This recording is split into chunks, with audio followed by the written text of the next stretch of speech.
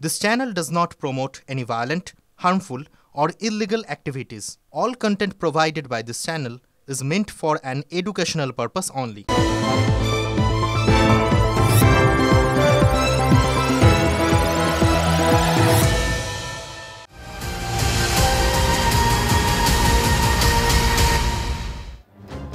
নমস্কার, টিভি9 বাংলায় আপনাদের সকলকে স্বাগত। আমি রুবেলা রয়েছি আপনাদের সঙ্গে। শুরু করছি সুপার প্রাইম টাইম।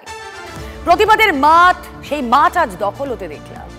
ঘটি বাঙালির খিটিমিটি নয়, প্রতিবাদে প্রতিরোধে এক কাট্টা ফুটবল প্রেমী বাঙালি। তিলোত্তমার জন্য বিচার চেয়ে একসঙ্গে পথে নামলেন মোহনবাগান, ইস্টবেঙ্গল, মোহামেডান সমর্থকরা।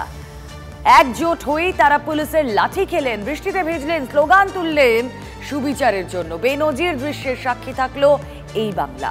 ডার্বি হলে 1 থেকে 1.5 ঘন্টার সময়, ডার্বি বাতিল হয়ে প্রতিবাদ হলো ঘন্টার পর ঘন্টা। এখনো বাইপাসের মাটি ছাড়েননি 3 প্রধানের সমর্থকরা। সেই ছবিও আপনাদেরকে দেখাবো। প্রতিবাদের ময়দানে এক সুরে বিচারের দাবি।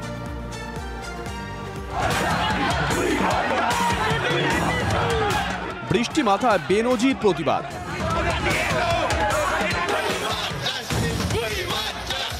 পুলিশের লাঠির মুখে প্রতিবাদ।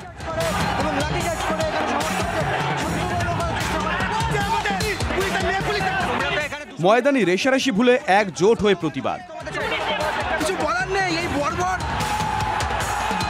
যে প্রতিবাদে মিশল 2 চির প্রতিদ্বন্দ্বীর চেনা রং।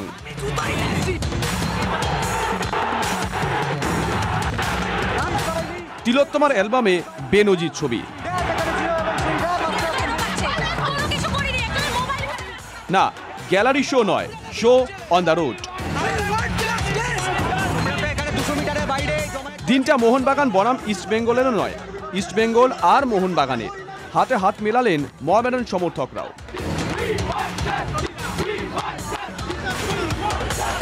প্রতিবাদের স্বর, সুর, স্লোগান সব মিলেমিশে একাকার। পুলিশের লাঠি, ঘাড় ধাক্কা সামলে দাবি একটাই, তিলোত্তমার জন্য বিচার চাই।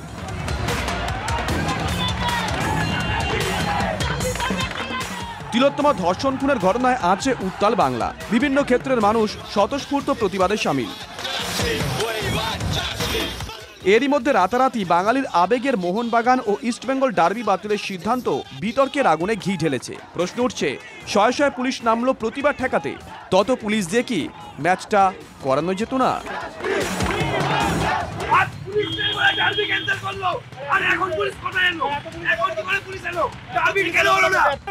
জবাব দিতে বলুন, পর্যাপ্ত পরিমাণে পুলিশ থাকা সত্ত্বেও ডার্বি কেন হচ্ছে না? ঘরটা যে ভাঙচুর হতো না, এত পুলিশ কোথায় ছিল?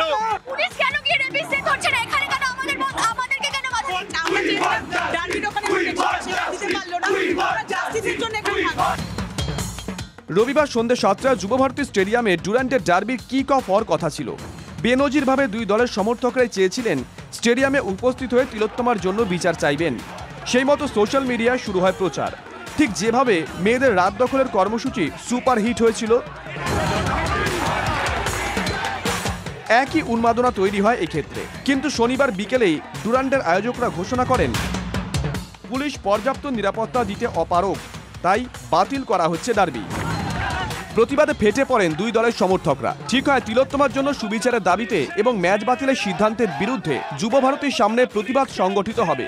কিন্তু জমায়েতের নির্ধারিত সময়সীমার আগেই ঘটনা প্রবাহ অন্যদিকে মোড় নেয়। বিধাননগর পুলিশও চক্রান্তে তত্ত্ব খাড়া করে 163 ধারা জারি করে যুবভারতী চত্বরে। ইতিমধ্যে আমাদের তরফ থেকে 5 জন লোককে অলরেডি ডিটেইন করা হয়েছে, তাদের জিজ্ঞাসাবাদ করা হচ্ছে। আমরা আরও আইডেন্টিফাই করছি সেই সব লোকজন যারা আর কি এই ধরনের ভায়োলেন্সকে ইনস্টিগেট করছে। বিভিন্ন সূত্র থেকে আমরা এটা জেনেছি, আর সেটাকে মাথায় রেখে আজকে 144 ধারা, যেটা এখন বিএনএসএস এর আন্ডারে 163 ধারা, বিকেল 4টে থেকে এবং রাত্রি 12টা অবধি এই 144 ধারাটা বা 163 বিএনএসএস, সেটা কিন্তু স্টেডিয়াম এবং তার আশেপাশের এলাকাতে লাগু থাকবে। শয়ে পুলিশ নামানো হয় যুবভারতী স্টেডিয়ামের সামনে। বৃষ্টি মাথায় করে যুবভারতীর সামনে হাজির হন 2 দলের সমর্থকরা। তিলোত্তমার জন্য বিচারের দাবিতে শুরু হয় বিক্ষোভ, প্রতিবাদ। এটা আমাদের মনুষ্যত্বের লড়াই, আমাদের বিবেকের লড়াই। এইটা আমরা আজকে ভাই আমরা আগেও কারোর জন্য লড়াই করছি না, ওই পুলিশ চালাটা ওনার বোনের জন্য লড়াই করছি, ওই পুলিশ চালাটার দিদির জন্য লড়াই করছি। মানুষকে এক হতে ভয় পাচ্ছে। কোনো রাজনৈতিক দল না, কোনো রাজনৈতিক রং না, আমরা এখানে এসেছি শুধুমাত্র আমাদের বোনের জন্য, আমাদের মায়েদের জন্য। হঠাৎ করে লাঠিচার্জ শুরু করে পুলিশ, নামানো হয় র্যাব। রণক্ষেত্রে চেহারা যুবভারতী সংলগ্ন এলাকা, টেনে হিচড়ে প্রিজন ভ্যানে তোলা হয় ফুটবল প্রেমীদের।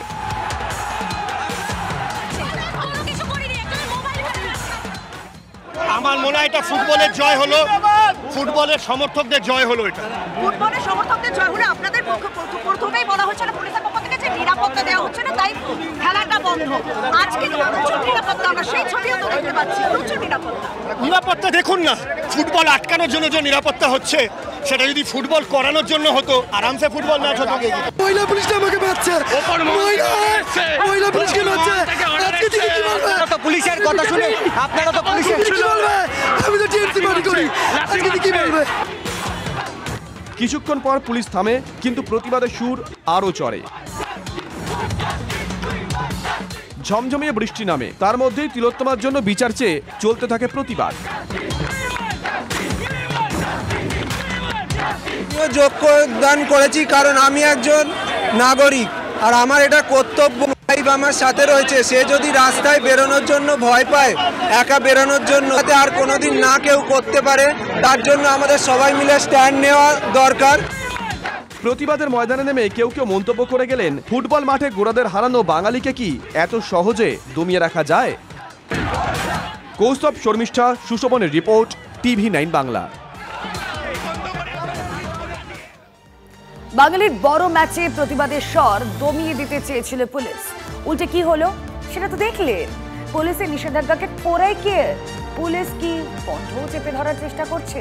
একের পর এক পুলিশের পদক্ষেপে সেটাই তো স্পষ্ট হয়ে উঠছে, কোথাও নিষ্ক্রিয়, কোথাও অতি সক্রিয়। কিন্তু কেন? যত প্রতিবাদ তত বিড়ম্বনায় সরকার, তাই কি পুলিশ প্রশাসন কণ্ঠ থামিয়ে দিতে চাইছে? যে পুলিশ প্রশাসন 5 দিনেও আরজিকর হাসপাতালের অধ্যক্ষ, সুপার, অ্যাসিস্ট্যান্ট সুপারের বয়ান রেকর্ড করতে পারেনি, তারাই অন্যত্র সক্রিয়। চিকিৎসকদের তলব পুলিশের, রাজনৈতিক নেতা কর্মীদের তলব পুলিশের, একাধিক প্রতিবাদী জনতাকেও তলব পুলিশের। ডুরান্ড ডার্বিতে প্রতিবাদের পরিকল্পনা সেরেই ফেলেছিলেন দুই প্রধানের সমর্থকরা। একদিন আগে আচমকা ডার্বি বাতিল, প্রতিবাদী সমর্থকরা একজোট, একরোখা। সোশ্যাল মিডিয়ার দেওয়ালে দেওয়ালে স্লোগান, ঘটি বাঙাল ভাই ভাই, আরজিকরের বিচার চাই। এখানেও বিতর্ক, ভাইরাল অডিও ক্লিপ। ইস্টবেঙ্গলের এক সমর্থককে বিধাননগর সাউথ থানা থেকে ফোন করে ফতোয়া। বিধাননগর সাউথ থানা থেকে বলছি, ওটা খেলাটা তো ক্যান্সেল করা হয়েছে, এই জন্য ওখানে প্রতিবাদের জন্য আসবেন না, ঠিক আছে? পুলিশের ফোন এসেছিল, TV9 বাংলাকে বলেছেন ওই সমর্থক। কালকে আমাকে ফোন করা হয়েছিল, তো ফোন করে আমাকে বললো যে আপনাদের একটা ভিডিও আমি দেখলাম, মানে পোস্ট দেখলাম, আপনারা কালকে স্টেডিয়ামের সামনে একটা প্রতিবাদ মিছিল করার কথা ভাবছেন, তো সেটা আপনারা করবেন না বা আসবেন না। আমি তাকে জিজ্ঞেস করলাম যে কেন যাব না। বিধাননগর কমিশনারেটের দাবি কাউকে ফোন করা হয়নি, যদিও একাধিক সংগঠককে নোটিশ পাঠানো হয়েছে। প্রতিবাদ ঠেকাতে মরিয়া মনোভাব। জমায়েত শুরুর ঘণ্টাখানেক আগে নিষেধাজ্ঞা জারি বিধাননগর পুলিশের। আজকে যেন কেউ এখানে জমায়েত না করে। জারি ভারতীয় নাগরিক সুরক্ষা সংহিতার 163 ধারা, পুরনো ভারতীয় দণ্ডবিধির 144 ধারার সমান এই ধারা। এই ধারা অনুযায়ী একসঙ্গে 4 জনের বেশি জমায়েত বেআইনি। জেলায় জেলায় প্রতিবাদ মিছিল দুই প্রধানের সমর্থকদের।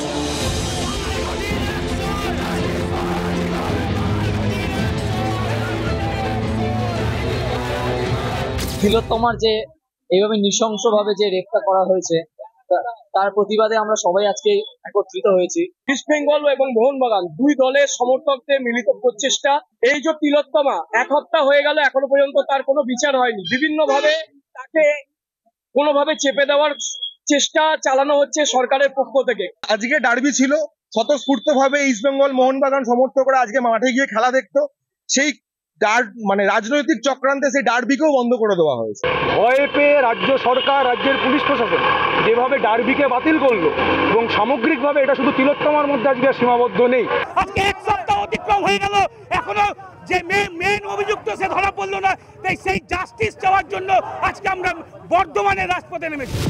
প্রতিবাদী চিকিৎসকদের বদলির নির্দেশ দিয়েছিল স্বাস্থ্য ভবন, পরে চাপে পড়ে নির্দেশিকা বাতিল করে স্বাস্থ্য দফতর। প্রতিবাদী নার্সদের বদলির হুঁশিয়ারি দেওয়ার অভিযোগ উঠেছে। আরজিকর হাসপাতালের আশপাশে মিছিল, জমায়েত, ধর্নাও নিষিদ্ধ করেছে পুলিশ। সেখানেও জারি 163 ধারা। কণ্ঠ জোরে ছাড়তে দেখলেই কণ্ঠ জোরে চাপার কৌশল? প্রশাসনের ভূমিকায় উঠছে প্রশ্ন। Bureau report, TV9 Bangla. প্রতি পদে পদে বিতর্ক। এখন যেন বিতর্ক মানেই কলকাতা পুলিশ। আন্দোলনকারী বিশিষ্টজন থেকে রাজনৈতিক ব্যক্তিত্ব, সবার এখন একটাই প্রশ্ন, পুলিশ তুমি কার? সরকার না জনগণের? মহানগরে আরজিকর আন্দোলনে রাশ টানতে মরিয়া পুলিশ। আচমকাই আরজিকর লাগোয়া এলাকায় প্রতিবাদে নিষেধাজ্ঞা জারি। পুলিশের নিষেধাজ্ঞার প্রতিবাদে গর্জে উঠলেন আন্দোলনকারীরা।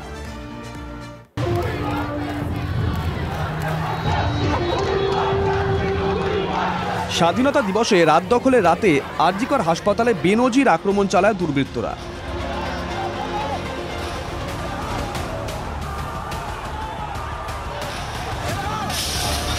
তারপর থেকে একেবারে নিশ্ছিদ্র নিরাপত্তার ঘেরাটোপে মুড়ে ফেলা হয়েছে আরজিকরকে।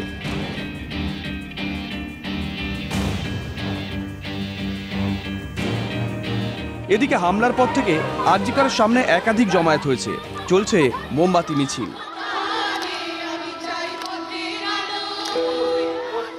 পড়ুয়াদের ক্ষোভের সুনামি আছড়ে পড়ে আরজিকরে।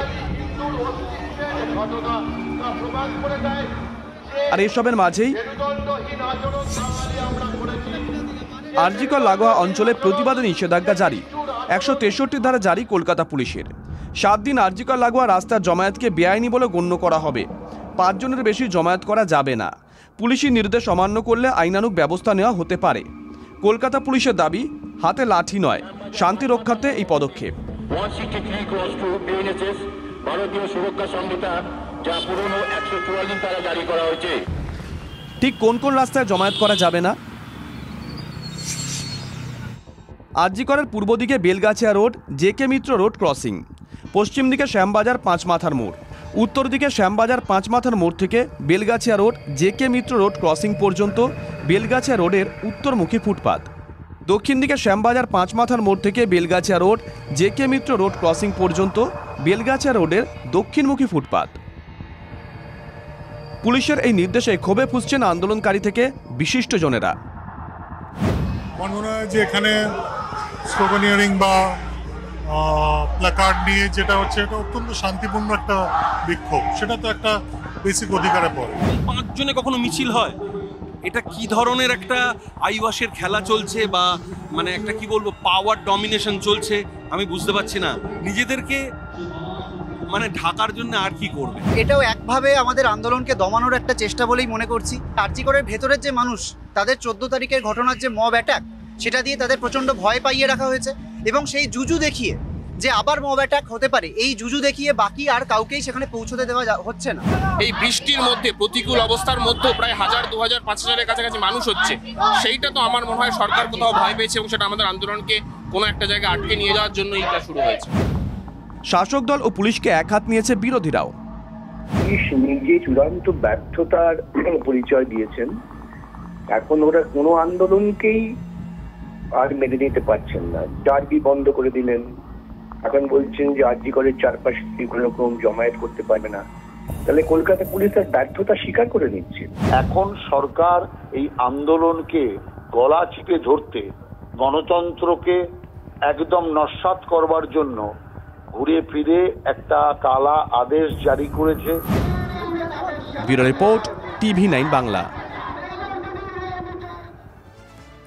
চারিদিকে এত প্রতিবাদ দেখে কি রাজ্য ভয় পেয়েছে? দেখলেন তো, অশান্তির আশঙ্কায় ডার্বি বন্ধ করেও প্রতিবাদীদের মুখ বন্ধ করতে পারা যায়নি। এক স্বরে আওয়াজ উঠেছে, উই ওয়ান্ট জাস্টিস। ছবিতেও হয়। জলপাইগুড়ি আর্ট গ্যালারির সামনে আজ ছুটির দিনে চিত্রশিল্পীরা ছবি আঁকার প্রস্তুতি নিয়েছিলেন। ক্যানভাসে রং তুলির টানে তিলোত্তমা ধর্ষণ খুনের প্রতিবাদ তাদের মতো করে করতে চেয়েছিলেন তারা, কিন্তু পুলিশ তাদের সরিয়ে দিল। আর্ট গ্যালারির সামনে বসতেই পারলেন না। পিডব্লিউডি মোড়ে ছবি আঁকতে হলো তাদের। পুলিশ সরালো কেন? রং তুলিতেও কি জুজু দেখছেন? মুখ্যমন্ত্রী নিজেও তো ছবি আঁকেন, তাই না? তার পুলিশ কেন এক্ষেত্রে একটু নমনীয়তা দেখাতে পারছে না? একটা ছবি আঁকার মাধ্যমে আমরা প্রতিবাদ জানাতে চেয়েছি, এবং যেহেতু আমরা শিল্পী, চিত্রশিল্পী, তো স্বাভাবিকভাবেই জলপাইগুড়িতে আর্ট গ্যালারি আছে, আর্ট গ্যালারি ক্যাম্পাসের মধ্যেই আমরা এটা করতে চেয়েছিলাম। কিন্তু আজকে কয়েকদিন ধরে জলপাইগুড়িতে আর্ট গ্যালারিটার মধ্যে সরকারি একটা অনুষ্ঠান চলছে। সেই অনুষ্ঠানটা সরকারি বা প্রশাসনিক দিক থেকে ভেবেছে বোধহয় আমরা কোনো অনুষ্ঠানে বাধা দিতে যাচ্ছি, কিন্তু না, আমরা কোনো অনুষ্ঠানে বাধা দিতে যাচ্ছিলাম না, কোনো কিছু না। আমরা শান্তিপূর্ণভাবে, ইভেন আমরা আর্ট গ্যালারির বাইরে যে ওয়াল আছে সেই ওয়ালের সামনে, আমরা ওয়ালের পাশে আমরা একটি ক্যানভাস স্টিচ করছিলাম। স্টিচ করে নিয়ে আমরা ছবি আঁকবো, প্রতিবাদ করব ছবি এঁকে। তা সেখান থেকে পুলিশ আমাদেরকে প্রথমে মুখে বললো, তারপরে বললো, বাধ্য করেছে যে আমরা এখান থেকে সরে এসে এখানে আমরা যেন, এবং যে ওনাদের যে গার্ড রেল আছে সেই গার্ড রেল, অর্থাৎ আমাদেরকে পিডাব্লিউডি মোড় থেকে ছাড়িয়ে তারপরে গিয়ে আমাদেরকে কাজ করতে বলেছে। আজকেও নাকি স্যার আর্টিস্টরা বসছিল, ওদেরকে নাকি সরিয়ে দিলেন স্যার। শনিবার থেকে এই আর্ট গ্যালারিতেই সরকারি গানের অনুষ্ঠান চলছে। এই অনুষ্ঠান চলাকালীনই গতকাল জলপাইগুড়ির সাংস্কৃতিক কর্মীরা প্রতিবাদ করতে এসেছিলেন। তারা চাননি এই অবস্থায় গানের জলসা হোক, ফলে তুমুল উত্তেজনা তৈরি হয়। আজও প্রতিবাদীরা ফের আসতে পারেন সেই আশঙ্কা থেকেই মিছিল আটকাতে রাস্তায় রাস্তায় ব্যারিকেড। আর্ট গ্যালারি একরকম দুর্গে পরিণত হয়েছিল। সেই অশান্তির আশঙ্কা থেকেই কি চিত্রশিল্পীদের আগে ভাগে সরিয়ে দেওয়া হলো, প্রতিবাদ যাতে কোনোভাবে দানা না বাঁধে। শিল্পী এবং আর্ট গ্যালারিটা একটা শিল্পের জায়গা, আমাদের জলপাইগুড়ির শিল্পীদের এটা একটা মন্দির। তো সেই জায়গাটা তো আমরা তো সেখানে দাঁড়িয়ে আমাদের প্রতিবাদটা করবো, কিন্তু আমাদেরকে কিছুতে গেলে তা আমরা যেহেতু শান্তিপূর্ণভাবে এই ঘটনাটা করতে চেয়েছি বা শান্তিপূর্ণভাবে এখনও আমরা কাজ করব। আমাদের দুটোর থেকে কর্মসূচি ছিল পেন্টিংটা শুরু করে, এবং আমরা বলেছিলাম আমাদের বেশিক্ষণের কাজ না, আপনাদের যে সরকারি অনুষ্ঠান আছে সেটা শুরু হওয়ার যে টাইম তার অনেক আগেই আমরা কমপ্লিট করে ফেলবো। আমাদের ম্যাক্সিমাম 3:30 থেকে 4টা অবধি হবে, তেমন কিছুতে রাখতে দেওয়া যাবে না। জানাতে গেছিলাম যে আমরা জলসা চাই না, আমরা বিচার চাই। আমাদের প্রথমে বলা হলো রাস্তার ওই পারে যান, অর্থাৎ টাউন ক্লাবের দিকটায়। আমি জিজ্ঞেস করেছিলাম কেন এখানে কি 144 ধারা জারি আছে? ওরা বললেন না, কিন্তু আপনারা এখানে রাখতে পারবেন না। আমরা তবু বললাম না, আমরা এখানেই প্রোটেস্ট জানাচ্ছি। 2 থেকে 3 মিনিট ঘাট ধাক্কা দিয়ে পুলিশ মহিলা সহ আমরা পুরুষ মহিলা 8 জন ছিলাম, প্রায় 100-র ওপরে পুলিশ, 3টে ভ্যান আমাদের জন্য ঘাট ধাক্কা দিয়ে তুলে থানায় নিয়ে এলো। প্রথমে বললো অ্যারেস্ট করা হয়েছে, এখন জানালেন যে না, অ্যারেস্ট করা হয়নি। কিন্তু এভাবে কি কোনো স্বতঃস্ফূর্ত প্রতিবাদকে দমিয়ে রাখা যায়?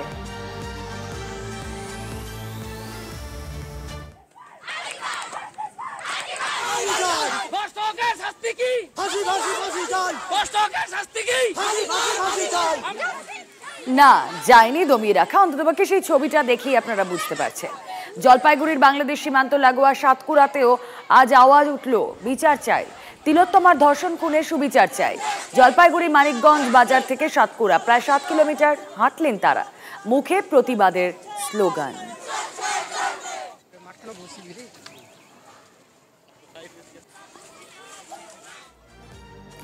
গত কয়েকদিন ধরে সত্যি একের পর এক অচেনা ছবি দেখেছি আমাদের রাজ্য, দেখেছি আমি, দেখেছেন আপনি।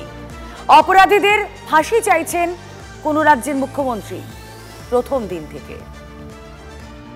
প্রথম দিন ডে 1 থেকে আমি বলে আসছি, দোষীদের শাস্তি হোক, শাস্তি মানে ফাঁসি হোক। আমরা রাজ্য সরকার ফাঁসির পক্ষে। ঘটনার সময় মুখ্যমন্ত্রী কলকাতায় ছিলেন না, ফিরেই চলে যান পানিহাটিতে তিলোত্তমার বাড়িতে।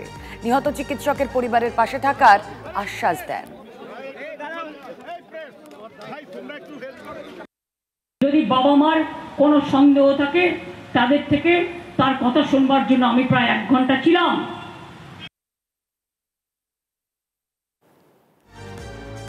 মুখ্যমন্ত্রী চলে গিয়েছিলেন পানিহাটিতে, তারপর কি বক্তব্য রেখেছিলেন শোনালাম। তারপর প্রথম তাল আজ কাটলো। তিলোত্তমার বাবা মা আজ প্রথমবার দাবি করলেন প্রকৃত ঘটনা আড়াল করা হচ্ছে। এরা কিন্তু রাজনৈতিক দল পরিকল্পিতভাবে করছে, কারণ তারা মমতা ব্যানার্জিকে সরাতে চায়।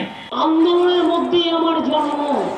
আপনাদের ক্ষমতা থাকলে আমায় শুধু গায়ে টাচ করে দেখবেন, আমাকে শান্ত থাকতে দিন। আমি যত শান্ত থাকি তত আপনাদের মঙ্গল। আর আমায় যদি আঘাত করেন আমি হয়ে যাই টর্নেডো, আমি হয়ে যাই টর্পেডো, আমি হয়ে যাই সুনামি, আমি হয়ে যাই সাইক্লোন। আরজিকর মেডিকেলে অন ডিউটি চিকিৎসককে ধর্ষণ করে খুন করা হলো সেই রাজ্যের মুখ্যমন্ত্রী, যিনি আবার পুলিশ মন্ত্রীও। তিনি রাস্তায় নামলেন ন্যায় বিচারের দাবিতে। আর এই প্রথম তিলোত্তমার বাবা মা চ্যালেঞ্জ করে বসলেন মুখ্যমন্ত্রীকে।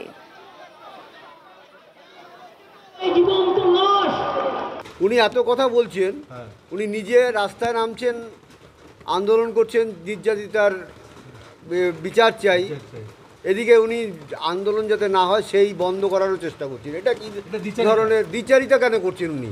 উনি তাহলে কি জনগণকে, সাধারণ জনগণকে ভয় পাচ্ছেন? নাটকটা করতে নেমেছেন কেন আমি জানি।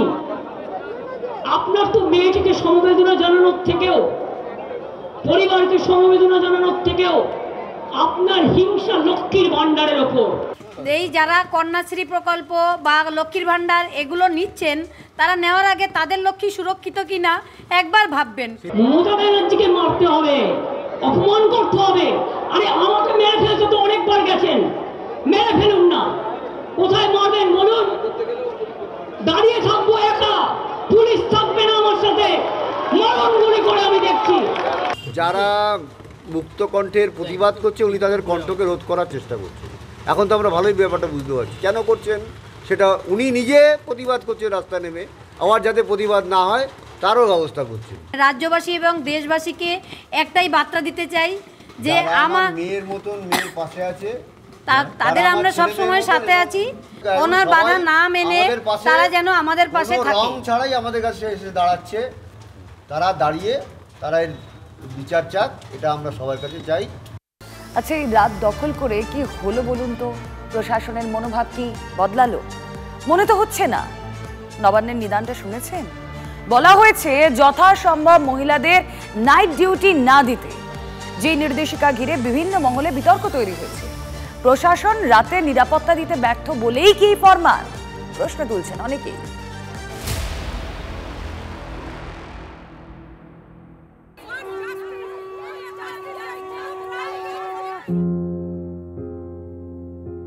আরজিকর হাসপাতালে তরুণী চিকিৎসককে ধর্ষণ খুনের ঘটনায় তোলপাড় দেশ।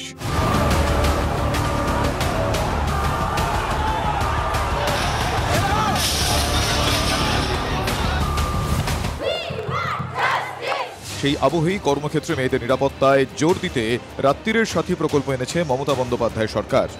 সরকারি বেসরকারি ক্ষেত্রে একাধিক আচরণবিধি মেনে চলার নির্দেশ রয়েছে, যার মধ্যে বলা হয়েছে মহিলা নার্স চিকিৎসকদের 12 ঘন্টার বেশি কাজ নয়, যতটা সম্ভব মহিলাদের নাইট ডিউটি কম দেওয়া। এই নির্দেশ ঘিরে নতুন করে বিতর্ক বেঁধেছে। 2024 সালেও কেন এমন নির্দেশিকা? প্রশ্ন তুলছেন আন্দোলনকারীরা। ক্রিমিনাল যারা অ্যাটাক করতে আসে তারা কি টাইম দেখে অ্যাটাক করতে আসে? তারা তো ব্রড ডে লাইটেও করতে পারে। সুতরাং এই জিনিসটা ভীষণ বেসলেস লাগছে। একটা অত্যন্ত অসম্মানজনক এবং ফতোয়া বলে মনে হচ্ছে। এবং রাত্রি 8টার পর মহিলারা কাজ করবেন না, মানে এই কথাটার কোনো অর্থই হয় না। তুমি 8টার পর ডিউটি আসছো, তোমাকে বারণ করলাম, রাত্রি 8টার পর কিছু হলে দায় ঝেড়ে ফেলা। এই ধরনের প্রপোজাল আজকে 2024 সালে দাঁড়িয়ে আমরা একদমই সাপোর্ট করছি না। আমরা দেখেছি এর আগে উত্তরপ্রদেশ সরকারের ক্ষেত্রেও বলা হয়েছে যে সন্ধেবেলা মেয়েরা রাত্রে কোচিংয়ে যেতে পারবে না। তাহলে আজকে আমাদের সরকারের ক্ষেত্রে সেটা পার্থক্যটা কোথায় গিয়ে পৌঁছচ্ছে? কর্মক্ষেত্রে নারী পুরুষ বিভাজন কেন? প্রশ্ন তুললেন রাত দখল কর্মসূচির আহ্বায়ক রিমঝিম সিনহা। আমাদের যে কলটা ছিল সেটা কিন্তু ছিল রিক্লেম দ্য নাইট। তার মানে নাইট কোনো একটি জেন্ডারের নয়। আর উল্টো দিকে দেখছি মধ্যযুগীয় কথাবার্তা বলা হচ্ছে। প্রশাসনের এই নির্দেশিকার বিরুদ্ধে সরব টলিপাড়ার অভিনেত্রীরা। রাত জেগে শুটিং হয়, প্রত্যেক দিন রাত 10টা 10:15টায় শেষ হয়। তাহলে কি বাড়ি যাব না? স্টুডিওতে তালা বন্ধ করে ঘর এখানে রয়ে যাব?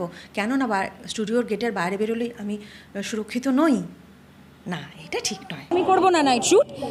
ভোরের আলো ফোটা থেকে সন্ধে হওয়া অবধি যেইটুকু টাইমটা দিনের আলো থাকে ওইটুকু টাইমে কি আমি সেফ, ওই সেফটির গ্যারেন্টিটা দিন। গ্যারেন্টিটা যদি জানা যায় এবং ওই সময়টুকুর নিরাপত্তার জন্য কি কি স্টেপ নেওয়া হচ্ছে সেগুলোও যদি কাইন্ডলি কেউ জানান খুব ভালো হয়। তাহলে আর 14 তারিখ রিক্লেম দ্য নাইট বলে কি লাভ হলো? 14 তারিখের প্রতীকী আন্দোলনটার মানে এটাই ছিল, সেটা হচ্ছে যে রাত দিন এটার মধ্যে যেরকম আমরা লিঙ্গ বৈষম্য দূর করার কথা বলছি কর্মক্ষেত্রে নারী আর পুরুষের মধ্যে, একই রকমভাবে রাতে এখানে বেরিয়েও না বা অমুক জায়গায় যেও না, এটা যেন কোনো নারীকে শুনতে না হয়। তো তাহলে যদি বলা হয় যে নাইট ডিউটি অ্যাভয়েড করতে বলা হয়, তাহলে তো আমি একটা মহিলাকে তার অপরচুনিটি থেকে বঞ্চিত করছি। আর একজন মহিলা ডাক্তার, সে তো দিন বেছে রাত বেছে তার এমার্জেন্সি হতে পারে। এবং একটা হসপিটালের মধ্যে একজন ডাক্তারের যদি সিকিউরিটি না থাকে, তাহলে অসহায় পেশেন্টগুলোর কি অবস্থা? একটা গান বেরিয়েছে, শোন মেয়ে শোন, এই রাত এই ভোর যতখানি পুরুষের তার চেয়েও বেশি তোর। এই গানটাই সত্যি। বিরোধীরাও এই নির্দেশিকার বিরুদ্ধে সরব হয়েছে। রাতে নাইট ডিউটি দেওয়া যাবে না, এটা রাত দখলে মেয়েরা এইটাতে ভয় পেয়ে গিয়ে হঠাৎ বলতে শুরু করলো। তার মানে কি রাতের দখল পুরুষদেরই থাকবে, এই যে চিন্তা, তার অনুসারী হয়ে গেল রাজ্য সরকার। মহিলা নিরাপত্তায় 17 দফা নির্দেশিকা নবান্নের। আরজিকর কাণ্ডের পর কর্মস্থলে রাতে মহিলাদের নিরাপত্তার কথা মাথায় রেখে রাত্রির সাথী অ্যাপ চালু প্রশাসনের। মহিলা বান্ধব সিকিউরিটি ফোর্স রাখা হবে হাসপাতালে। স্থানীয় থানা কিংবা পুলিশ কন্ট্রোল রুমের সঙ্গে অ্যাপের যোগ থাকবে। আন্দোলনকারীদের বক্তব্য, মেয়েদের নিরাপত্তা দেওয়ার কাজ সরকারের, সেই কাজ না করে সরকার মেয়েদের গতিবিধি নিয়ন্ত্রণ করতে চাইছে। Bureau report, TV9 Bangla. ছুটির রবিবার, শহর জুড়ে প্রবল বৃষ্টি। তবে এই দিনটা আর 5টা ছুটির দিনের মতো একেবারেই ছিল না। সারা শহর জুড়ে স্লোগান উঠেছে, সবার মুখে একটাই বলি, উই ওয়ান্ট জাস্টিস। যদিও 18ই অগস্ট আরজিকর সংলগ্ন এলাকায় একসঙ্গে 5 জনের বেশি জমায়েত করা যাবে না বলে নিষেধাজ্ঞা জারি করেছিল কলকাতা পুলিশ।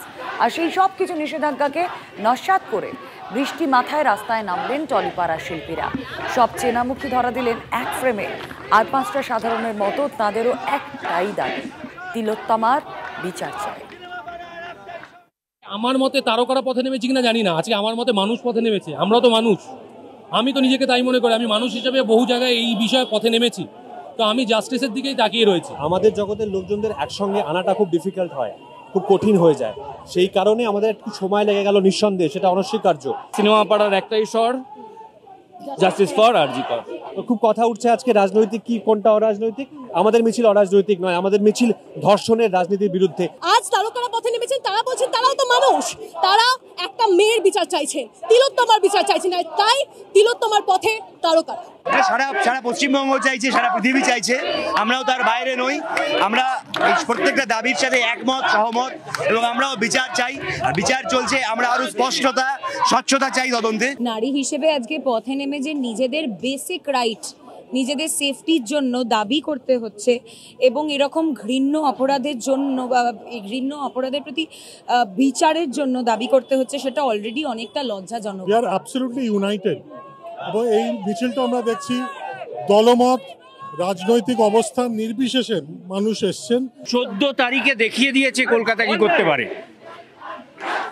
সব কিছু থেকে মুখ ফিরিয়ে থাকা যায় না, কারণ ভবিষ্যৎ প্রজন্মকে একটু তো কিছু দিতে হবে, যে একটা সাহস। আমি এর আগেও নেমেছি, 14 তারিখেও।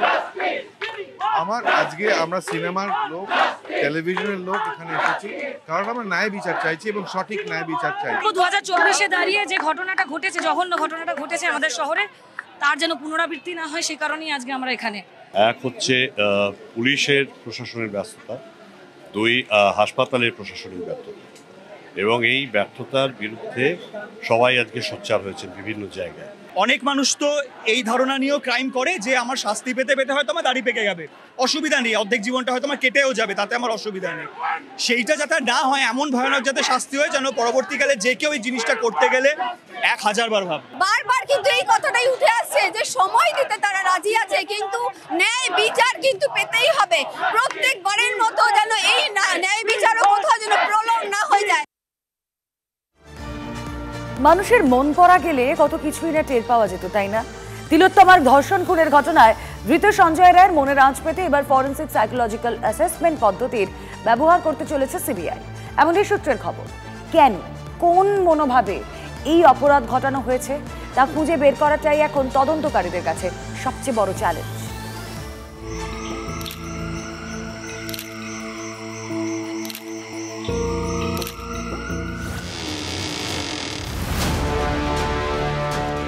বিশেষজ্ঞরা বলেন, অপরাধের শিকড় পর্যন্ত পৌঁছতে প্রয়োজন বৈজ্ঞানিক ভিত্তি সমৃদ্ধ তথ্য প্রমাণ।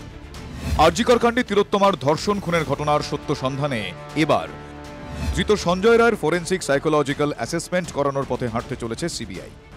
সিবিআই সূত্রে খবর, কোন বিকৃত মানসিকতা বা কোন জটিল মানসিকতার পর্যায়ে গেলে একজন মানুষ এভাবে নৃশংসভাবে হত্যা করতে পারে সেটা খুঁজে বের করতেই তদন্তকারীরা এই পরীক্ষা করছে। ইতিমধ্যেই দিল্লি থেকে এই পরীক্ষা করার জন্য যে বিশেষ টিম তারা কলকাতায় এসছে এবং তারা এই সঞ্জয়কে জেরার সময় এই পরীক্ষা করবেন এবং এই পরীক্ষার মাধ্যমে তারা যাচাই করার চেষ্টা করবেন তার মানসিক পরিস্থিতিটা কী ছিল বা কেন বা কিভাবে এই হত্যাকাণ্ড করেছে। 1958 সালে আমেরিকান সাইকোলজিক্যাল অ্যাসোসিয়েশনের নরম্যান ফেয়ারব্রো এবং এডউইন স্নাইডম্যান প্রথম এই সাইকোলজিক্যাল অটোপসি টার্মটা প্রচলন করেন। একটা বিজ্ঞানসম্মত পদ্ধতি, কোর্টে তা গৃহীত হয় এবং তার জন্য তার হিস্ট্রি, তার অ্যাসেসমেন্ট এবং মেন্টাল স্টেট এক্সামিনেশন বলে একটা পদ্ধতি এবং কিছু সাইকোলজিক্যাল ইনস্ট্রুমেন্ট অ্যাপ্লাই করে এবং তাকে লাই ডিটেক্টর পলিগ্রাফের মাধ্যমে সামগ্রিকভাবে কিন্তু তার ফিজিওলজিক্যাল রিয়াকশান সেই সময় প্রশ্নগুলো যখন করছেন সেই প্রশ্নকর্তার উত্তর কী দিচ্ছেন এবং তার যে ব্যাকগ্রাউন্ড হিস্ট্রি সব মিলিয়ে কিন্তু আমরা সেই ইভেন্টটা ঘটনার দিন কি ঘটেছিল তা থেকে তার সত্য মিথ্যা যাচাই করে কিন্তু একটা আমরা রূপরেখা তৈরি করতে পারি, যা থেকে বোঝা যায় যে অপরাধের পেছনে তার কি মোটিভ ছিল। অতীতে একাধিক গুরুত্বপূর্ণ মামলায় ফরেনসিক সাইকোলজিক্যাল অ্যাসেসমেন্ট পদ্ধতির সাহায্য নিয়েছেন তদন্তকারীরা। আমাদের রাজ্যের ক্ষেত্রে 2022-এর মার্চ মাসে বীরভূমের বকটুই হত্যাকাণ্ড মামলায় 9 অভিযুক্তের দেওয়া তথ্য যাচাই করতে এই পরীক্ষা করিয়েছিল সিবিআই। সূত্রের খবর, বকটুইয়ের পর বাংলায় দ্বিতীয় কোনো গুরুতর মামলার ক্ষেত্রে ফরেনসিক সাইকোলজিক্যাল অ্যাসেসমেন্ট প্রক্রিয়ার অবলম্বন করতে চাইছেন সিবিআই-এর তদন্তকারীরা। এই পরীক্ষার মাধ্যমে শুধুমাত্র মানসিক পরিস্থিতি নয়, অভিযুক্ত সত্য বলছে না সত্য লুকাচ্ছে সেই তথ্যও সামনে আসে, তার পাশাপাশি তার মানসিক পরিস্থিতিও যাচাই করা যায়। এবং এই পরীক্ষার আরও একটি বিশেষ সুবিধা হলো এই পরীক্ষার রিপোর্ট আদালত গ্রাহ্য, অর্থাৎ আদালতে বিচারকের সামনে সিবিআই এই ফরেনসিক সাইকোলজিক্যাল অ্যাসেসমেন্টের রিপোর্ট জমা দিতে পারবে, যেটা বিচার প্রক্রিয়াকে ত্বরান্বিত করবে বা বিচার প্রক্রিয়াকে এগিয়ে নিয়ে যেতে সাহায্য করবে। সিবিআই যদি এই মামলায় অপরাধীর জন্য ফরেনসিক সাইকোলজিক্যাল পরীক্ষাগুলি করতে চায় তার অর্থ একটাই যে যে সমস্ত অভিযুক্তরা আছেন, অপরাধীরা আছেন, তারা মানসিকভাবে কতটা সুস্থ বা তাদের কোনো যৌন বা অন্যরকম মানসিক বিকৃতি আছে কিনা সেটা ধরার জন্য। এটার থেকে দুটো জিনিসই বোঝা যাবে, সেটা হচ্ছে যে অপরাধটা তারা কেন করলো সে সম্বন্ধে একটা ধারণা তৈরি করা, এবং আরেকটা হলো যে এই অপরাধগুলিতে কী ধরনের তাদের শাস্তি হতে পারে তার মাত্রা এবং মানটা এর থেকে বোঝা যাবে। সাম্প্রতিক অতীতে দেশের রাজধানীতে সাড়া জাগানো শ্রদ্ধা ওয়াকার হত্যা মামলায় ফরেনসিক সাইকোলজিক্যাল অ্যাসেসমেন্টের মাধ্যমে দিল্লি পুলিশের তদন্তকারীরা জানতে চেয়েছিলেন আফতাব পুনাওয়ালা কেন শ্রদ্ধার দেহ টুকরো টুকরো করে বিভিন্ন জায়গায় ফেলে এসেছিল। এমন হাড় হিম করা অপরাধের নেপথ্যে কি মনোভাব কাজ করছিল আফতাবের, তার আঁচ পাওয়াই ছিল উদ্দেশ্য। একইভাবে দিল্লিতেই সুইজারল্যান্ডের নাগরিক নীনা বার্জার হত্যাকাণ্ড, আরুষি তলওয়ার খুনের মামলা কিংবা সংসদে নিরাপত্তা ভঙ্গের মামলার ক্ষেত্রেও এই পদ্ধতির সাহায্য নিয়েছিলেন তদন্তকারীরা। এটা একটা ক্রিমিনাল মাইন্ড রিড করার জন্য এটা অবশ্যই অনেক ক্ষেত্রে হেল্পফুল হতে পারে। এছাড়াও ফরেনসিক বিশেষজ্ঞরা এটার সাথে বাস্তবের যে কতটা কোরিলেশন আছে সেটা তারা অনেকটা বোঝার চেষ্টা করে। যে মানুষের মনের মধ্যে যদি হিংস্রতা না থাকে, সেই হিংস্রতা কিন্তু অবস্থার পরিপ্রেক্ষিতে হঠাৎ করে উঠে আসলো, তারও একটা লিমিট থাকে। সেই হিংস্রতা অত্যাধিক বেড়ে গেলে তখন অবশ্যই মনের গঠন তার সাথে একটা কোরিলেশন করা একটা অবশ্যই একটা হেল্পফুল স্টেপ হতে পারে। তিলোত্তমার ধর্ষণ খুনের ঘটনায় ধৃত কলকাতা পুলিশের সিভিক ভলান্টিয়ার সঞ্জয় রায়ের ক্ষেত্রে এই পদ্ধতি কতটা সহায়ক হয়ে উঠবে সেই উত্তর দেবে সময়। যে ধরনের নৃশংস হত্যা মামলা বা যে ধরনের অপরাধের সঙ্গে জটিল মানসিকতা, বিকৃত মানসিকতা জড়িয়ে থাকে, সেক্ষেত্রে অভিযুক্ত কোন পর্যায়ে গেলে এই ধরনের ঘটনা ঘটাতে পারে সেটা খুঁজে বের করতেই এই ফরেনসিক সাইকোলজিক্যাল অ্যাসেসমেন্ট করা হয়ে থাকে। তেমনটাই সিবিআই সূত্রে খবর। ক্যামেরা সমর দাসের সঙ্গে সুজয় পাল, টিভি 9 বাংলা, কলকাতা। সিবিআই এর হাতে তদন্তভার। কলকাতা পুলিশ কি করছে আরজিকর হাসপাতালে দুষ্কৃতী তাণ্ডবের সময় যে পুলিশকে কম্বলের তলায় লুকোতে হয় সেই পুলিশই তৎপর হয়ে উঠেছে প্রতিবাদীদের ধরতে। গুজব ছড়ানো সহ একাধিক অভিযোগে শহরের 2 বিশিষ্ট চিকিৎসক এবং বিরোধী দলের এক নেত্রীকে লালবাজারে ডেকে পাঠিয়েছে কলকাতা পুলিশ। কেউই অবশ্য রবিবার হাজিরা দেননি। প্রতিবাদ করায় কণ্ঠরোধের চেষ্টা, পুলিশের ভূমিকায় প্রশ্ন উঠছে। আরজিকর কাণ্ডে এবার 2 বিশিষ্ট চিকিৎসককে তলব করে বিতর্ক বাড়ালো কলকাতা পুলিশ। চিকিৎসক কুণাল সরকার এবং চিকিৎসক সুবর্ণ গোস্বামীকে রবিবার দুপুর 3টে নাগাদ লালবাজারে হাজির হতে বলে নোটিশ পাঠানো হয়। 2 চিকিৎসকের বিরুদ্ধে নির্যাতিতার পরিচয় প্রকাশ, ভুয়ো খবর রটিয়ে গুজব ছড়ানোর মতো গুরুতর অভিযোগ আনা হয়েছে। শহরের বাইরে থাকায় রবিবার হাজিরা দিতে পারবেন না বলে TV9কে জানিয়েছেন কুণাল সরকার। আমি অবভিয়াসলি যে মেয়েটি মারা গেছে তার আইডেন্টিটি নিয়ে আমি কিছু বলিনি, কিন্তু তাড়াহুড়ো করে পোস্টমর্টম হয়েছে বা কেন বডিটা তাড়াহুড়ো করে ক্রিমেট করা হলো, এই সব যেখানে আমরা বলছি যে এইগুলো অন্যভাবে হতে পারত, তাদের একটা ডিফারেন্স অফ ওপিনিয়ন থাকতেই পারে।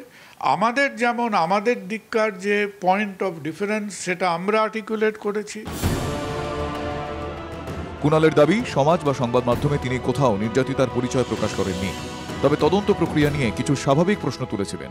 নোটিশে খুব একটা ডিটেল কিছু বলা হয়নি, খুব একটা কমপ্লিকেটেড কেস নাম্বার দেওয়া হচ্ছে। আমি বুঝলাম এটা হচ্ছে আরজিকর রিলেটেড কেস নাম্বার, এবং various comments made on media এইভাবে জেনারেলি বলেছি। আমি কালকে ফিরছি, আমি অবশ্যই যাব। যে কথাটা হলো যে তারা তো নিশ্চয়ই আমাকে ভালো, বক্তব্যটা ভালো হয়েছে বলে কমপ্লিমেন্ট করার জন্য ডাকছেন না কি অল দ্য ওয়ে লালবাজারে, সেটা তো আমার মনে হয় না আজ অবধি কাউকে পিঠ চাপড়ানোর জন্য তারা ডেকেছেন বলে। তবে হ্যাঁ, তাদের কথাবার্তা আমরা শুনবো, আমাদেরও কথাবার্তা যেটুকু বলার আমরা নিশ্চয়ই তাদের বলবো। চিকিৎসক সুবর্ণ গোস্বামীর বক্তব্য, কি কারণে তলব করা হয়েছে তা তাঁর কাছে স্পষ্ট নয়, তবে তিলোত্তমার সুবিচারের জন্য তদন্তের স্বার্থে যেখানে যাওয়ার সেখানেই যেতে প্রস্তুত। আমি তো এখনো নোটিশই পাইনি, নোটিশ পেলে তখন তারপরে আমি, কারণ আমরা যা যা করছি আমাদের সংগঠনের তরফ থেকে সংগঠনের সঙ্গে আলোচনা করব এবং প্রয়োজনে পুলিশের সাথে পরামর্শ করব, মানে আইনজীবীর সাথে পরামর্শ করব, করে যা করার করব। তবে তদন্তে যদি সহযোগিতা করবার জন্য যেখানে যেতে হয় সেখানে যাব, কারণ হচ্ছে আমাদের সংগঠনগতভাবে আমরা যেটা ঠিক করেছি যে আমাদের যা যা ইনপুটস আছে সেটা সিবিআইকে আমরা দেবো, সেই মর্মে আমরা সিবিআইকে চিঠিও দিতে চলেছি। 2 চিকিৎসককেই নয়, ভারতীয় ন্যায় সংহিতার 35 ধারায় বিজেপি নেত্রী লকেট চট্টোপাধ্যায়কে নোটিশ পাঠানো হয়েছে বলে খবর। তার বিরুদ্ধে সোশ্যাল মিডিয়ায় ভিত্তিহীন পোস্ট এবং নির্যাতিতার পরিচয় প্রকাশ করার অভিযোগ আনা হয়েছে। তলব আমাকে করা হয়নি। আর দ্বিতীয় কথা হচ্ছে, কত মানুষকে তলব করবে? কোটি কোটি মানুষকে রাখার জন্য লালবাজারে জায়গা আছে তো? আর প্রথম কথা হচ্ছে, লালবাজার পুলিশকে এটাই অনুরোধ করব, যতটা তৎপর ওনারা সোশ্যাল মিডিয়াতে হয়েছেন, সোশ্যাল মিডিয়াতে খুঁজছেন কে কি লিখছে না লিখছে, তার থেকে বেশি তৎপর যদি সিবিআই সাহায্য করতেন, প্রমাণ লোপাটটা না করে সেটা যদি সিবিআইকে সাহায্য করতেন, সেটা মনে হয় খুব ভালো হতো। নির্যাতিতার নাম প্রকাশের অভিযোগে 2 চিকিৎসক বা লকেটকে পুলিশ তলব করলেও আরজিকরের প্রাক্তন অধ্যক্ষকে কেন লালবাজারে ডাকা হয়নি সেই প্রশ্ন উঠতে শুরু করেছে। 9 অগস্ট ঘটনার পর একাধিকবার আইন ভেঙে ধর্ষিতার নাম মুখে এনেছিলেন সন্দীপ। আমি চেয়েছি দোষীরা শাস্তি পাক। আমি মৃত্যুর এই দুর্ঘটনার নৈতিক দায়িত্ব স্বীকার করে নিয়ে আজকে রেজিগনেশন দিলাম। আবারও বলছি, যে অপপ্রচার হয়েছে, যে আত্মঘাতী হয়েছে বলে সন্দীপ ঘোষ বলেছে, একা ছিল কেন বলে সন্দীপ ঘোষ বলেছে, এইগুলো সমস্ত মিথ্যে।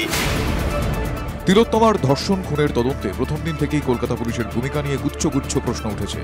তার মধ্যেই বিশিষ্ট চিকিৎসকদের তলব করে আরও একবার সমালোচনার মুখে Kolkata police. Bureau report, TV9 Bangla. তিলোত্তমার হয়ে বিচার চেয়ে তৃণমূলের ঘরেও আওয়াজ উঠেছে, আর যে আওয়াজে ঘাসফুলে বিতর্কের ঝড়। মুখ খুলে কোপের মুখে পড়েছিলেন শান্তনু সেন, কিন্তু তাতেও লাগাম টানা যাচ্ছে না। কারণ এবার তৃণমূল সাংসদ সুখেন্দু শেখর রায়ের দাবি, পুলিশ কমিশনার ও আরজিকরের প্রাক্তন অধ্যক্ষকে গ্রেফতার করুক সিবিআই।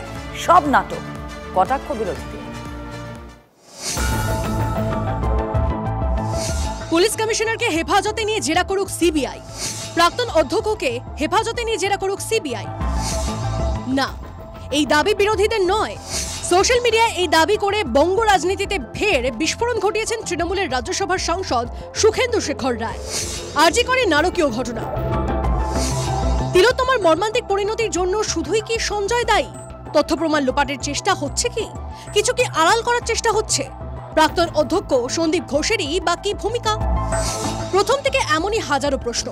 শনিবার রাতে এক্সে তৃণমূল সাংসদের তো স্বচ্ছ ও নিরপেক্ষভাবে তদন্ত করুক সিবিআই। কারা আত্মহত্যার কথা রটিয়েছিল সেটা জানতে পুলিশ কমিশনার ও প্রাক্তন অধ্যক্ষকে হেফাজতে নিয়ে জেরা করুক সিবিআই। সুখেন্দু শেখরের সিপিকে গ্রেপ্তারের দাবি নিঃসন্দেহে বিস্ফোরক। তাহলে কি নগরপালের ভূমিকায় সন্দেহ রয়েছে সাংসদের? অথচ গত শুক্রবারও আরজি করে পুলিশের তদন্ত নিয়ে মুখ্যমন্ত্রী বলেছিলেন, পুলিশ অলরেডি 90% এভিডেন্স করে নিয়েছে। 34 জনকে ডেকেছিল, 164 জনের টিম তৈরি করেছিল। আপনারা তো সময়টা দিলেন না। পুলিশকে দরাদ সার্টিফিকেট দিয়েছেন মুখ্যমন্ত্রী, একবার নয় বারবার। অথচ তাঁরই দলের সাংসদ পুলিশের বিরুদ্ধে সরব। তবে এবারই প্রথম নয়। 14 অগস্ট সুবিচারের দাবিতে যোধপুর পার্কে ধর্নায় বসেছিলেন সুখেন্দু শেখর। বোমা ফাটিয়েছিলেন সেখানেই। প্রথমত হসপিটালের সব জায়গায় সিসিটিভি আছে, ঠিক ওই জায়গাতে নেই। এটা কেন? এটার উত্তর খুঁজতে হবে যে ওকে ওই সেমিনার হলের মধ্যেই এই কাণ্ড ঘটানো হয়েছিল, নাকি ওই পাশের ঘরটায় করে নিয়ে তারপর তাকে লাশটাকে নিয়ে এসে সেমিনার হলে ফেলা হয়েছিল। নইলে হঠাৎ করে ওই ঘরটা আজকেই ভাঙবার দরকার পড়লো কেন? আরজিকর কাণ্ডে প্রথম থেকেই প্রশ্নের মুখে সন্দীপ ঘোষ।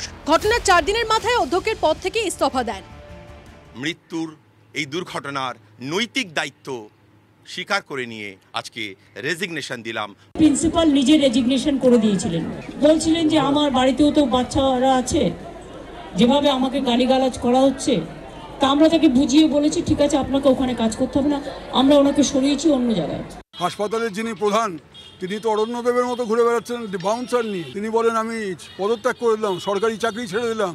তার কয়েক ঘন্টার মধ্যে দেখা যাচ্ছে সে আরেক জায়গায় গিয়ে অধ্যক্ষের পদ মানে অলঙ্কৃত করছেন। শনিবার সুখেন্দু শেখরের প্রশ্ন, কেন সেমিনার হলের কাছে ঘরের দেওয়াল ভেঙে ফেলা হলো? কার প্রশ্রয়ের রায় এত ক্ষমতা পেল? কেন ঘটনার 3 দিন পর স্নিফার ডগ ব্যবহার করা হলো? এমন বহু প্রশ্ন উঠে এসেছে। এর উত্তর দিতে হবে ওদের। রায় বলতে কার কথা বলতে চেয়েছেন সাংসদ সেটা খোলসা করেননি, কিন্তু প্রশ্ন হলো সোশ্যাল মিডিয়ায় পোস্ট করে কি মৌচাকে ঢিল মারতে চাইছেন সুখেন্দু শেখর?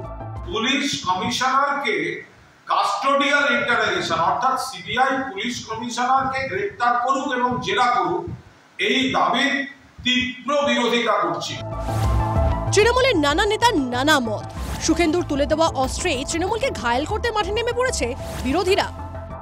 না দেখে না জেনে তদন্ত না করে একজন ডাক্তারের সম্বন্ধে বলে দিলেন সুইসাইড করেছে। রাস্তার লোকের মতো বলছেন, পার্টির নেতাদের মতো বলছেন। সেই জন্য তো প্রথম তাকে সাসপেন্ড করে তার ইউনিফর্ম কেড়ে নেওয়া উচিত, তারপরে সিবিআই যা করার করবে তাকে। শুধু সুখেন্দু শেখরই নন, আরজিকর কাণ্ডে একইভাবে পুলিশের ভূমিকা, সন্দীপ ঘোষের কর্মকাণ্ড নিয়ে বারবার মুখ খুলে দলের কোপের মুখে পড়েছেন প্রাক্তন সাংসদ শান্তনু সেন। হারিয়েছেন মুখপত্রের পদ। তারপরেও কেন দলের অন্দরে ভিন্ন সুর? বিরোধীরা বলছে মানুষের কাছে সবটা ধরা পড়ে গেছে এবং সেই কারণে ঘোরাবার জন্য নানান প্রচেষ্টা হচ্ছে। কুণাল ঘোষ পোস্ট করছেন, মমতা ব্যানার্জির সিদ্ধান্তকে কার্যত চ্যালেঞ্জ করা হচ্ছে। স্বাস্থ্যমন্ত্রী ও পুলিশ মন্ত্রীকে খারিজ না করে মুখ্যমন্ত্রী হাজির হয়েছেন স্বাস্থ্যমন্ত্রী পুলিশ মন্ত্রীর কাছে জবাব চাইবার জন্য। তাছাড়া নাটকীয়তা ছাড়া অন্য কিছু নয় তো বটেই। বিতর্কের মধ্যে রবিবার সুখেন্দু শেখর রায়কে তলব করে লালবাজার। সোশ্যাল মিডিয়ার পোস্টে সাংসদের দাবি 3 দিন পর স্নিফার ডগ ব্যবহার করা হয়, যদিও পুলিশের দাবি এই তথ্য সম্পূর্ণ ভুল। 9 ও 12 অগস্ট স্নিফার ডগ ব্যবহার করা হয়, তাই সুখেন্দু শেখর রায়কে তলব, যদিও সাংসদ জানান আমি এখনো পাইনি, আমি তো অসুস্থ, দেখা যাক যদি তলব করে তখন দেখবো। আচ্ছা, মানে কেন এটা হতে পারে না আমি কি করে জানবো, কি আদৌ কিছু হয়েছে কিনা আমি তাও তো জানি।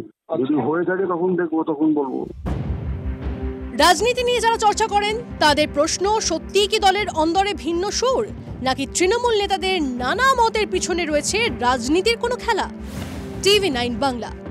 দাবি একটাই, তিলোত্তমার বিচার চাই। রাত দখলে এবার রাজ্যের বিভিন্ন প্রান্তে মশাল মিছিল মহিলাদের। যাদবপুর, ফুলবাগান থেকে শিলিগুড়ি, রাজ্যের বিভিন্ন প্রান্তে প্রতিবাদে সরব মহিলারা।